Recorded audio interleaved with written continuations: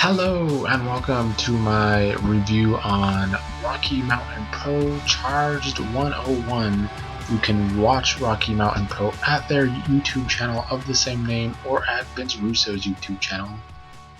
And I know Vince Russo gets under the IWC skin, but most of what he says is logical and right. Hate to break it to everybody.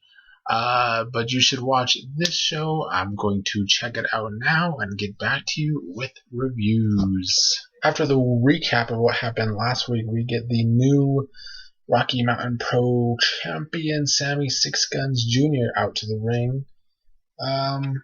His promo wasn't the best, but he talks about how he used to be, or he was one of the first students at the school, and it took him years just to get on this main show like this. So that was a nice touch. They also try to compare him to John Cena, and he doesn't. Well, the crowd doesn't like it, of course. And he says he's better than John Cena. And then he gets attacked from behind by Hoodlum. They brawl outside of the ring for a while before the back wrestlers from the back clear to the ring and start to break it up. In the back, in a kind of awkward camera angle, we have the cool guys, or the not so cool guys. I don't actually know what their names are. They have a tag team title shot tonight, apparently. And after that little promo in the back, we have the tag team title match. It's a three-way.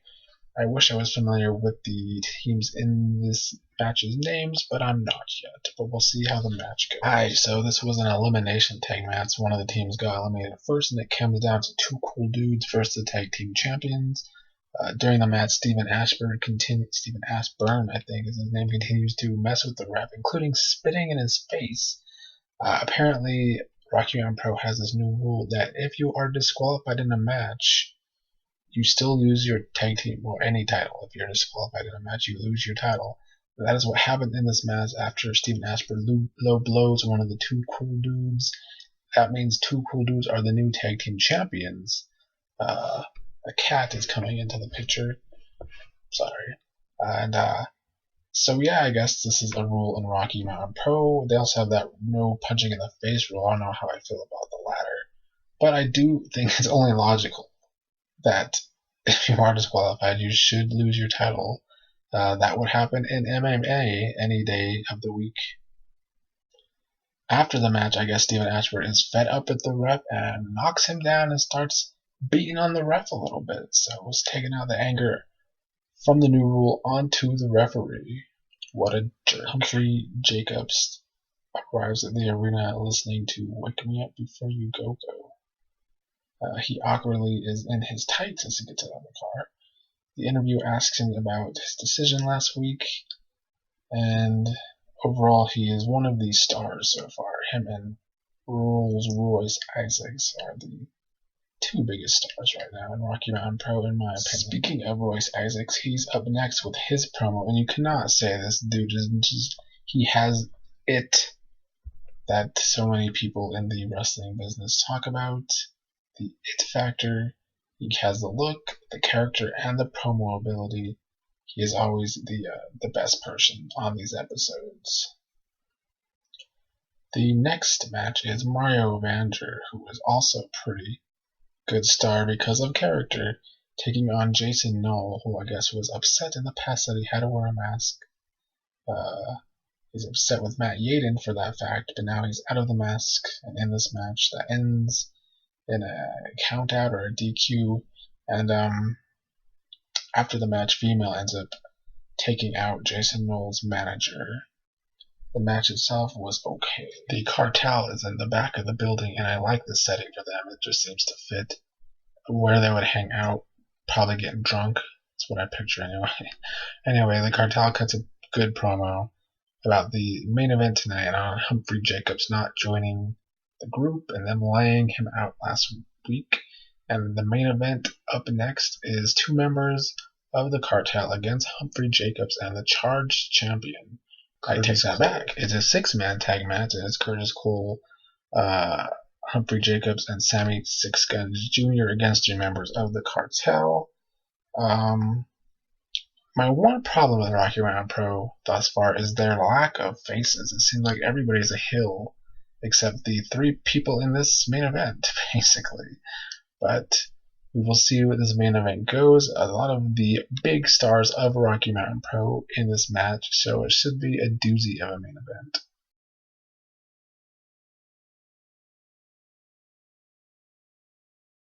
This main event ends up turning into an elimination match, and the face team doesn't seem to be able to get along.